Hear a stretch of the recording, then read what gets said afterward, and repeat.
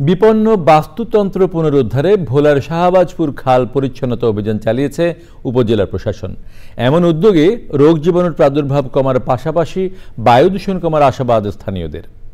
জনস্বাস্থ্য ও পরিবেশের ভারসাম্য রক্ষায় খালে ময়লা আবর্জনা না ফেলার আহ্বান সংশ্লিষ্টদের। ভোলা থেকে মোহাম্মদ হারুন রশিদের তথ্য ভিডিওচিত্রে মোশাহিদুর রনির রিপোর্ট। প্রায় ৩ কিলোমিটার দীর্ঘ শাহবাজপুর খালে একসময় ছিল স্বচ্ছ পানির প্রবাহ, চলত পালতোলা নৌকাও। বর্ষায় শহরের বর্ষণ এবং আশপাশের নিম্নাঞ্চলের পানি অপসারণের অন্যতম মাধ্যম ছিল এই খাল।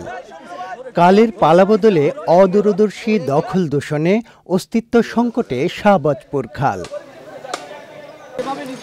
এমন বাস্তবতায় খালের প্রবাহ ফেরানোর পাশাপাশি বাস্তুতন্ত্র পুনরুদ্ধারে পরিচ্ছন্নতা অভিযান।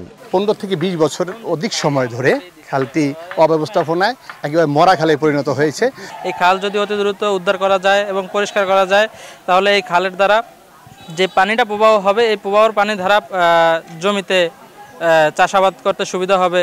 আমরা আশা করব গণপ্রজাতন্ত্রী বাংলাদেশ সরকারের প্রতি, যাতে করে এই অবৈধ উচ্ছেদ অভিযানের মাধ্যমে এই খালকে আবারও সচল করা হয়। আমরা যদি সচেতন না হই, তাহলে জাতীয় খাল সবসময় ভরট থাকবে, আবদ্ধ থাকবে।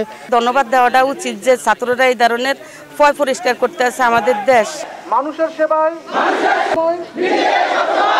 পরিবেশ ও জীববৈচিত্র্য রক্ষায় নিরলস তৎপরতার প্রত্যয় প্রশাসনের। এই খালটাতে আসলে ব্যবসায়ীরা মালামাল পরিবহন করতে পারতো, কিন্তু এখন কালক্রমে সেটা প্রাকৃতিক এবং মানবসৃষ্ট নানা কারণে এটা কিন্তু ভরাট হয়ে গেছে। তো সেটাই আমরা পরিষ্কার করছি যাতে পানি প্রবাহটা যথাযথভাবে হয়। কর্মসূচিতে স্বেচ্ছাসেবী সংগঠন বিডি ক্লিনিক, গ্রামীণ জন উন্নয়ন সংস্থা ও ব্র্যাক সহ জনসাধারণ অংশ নেন।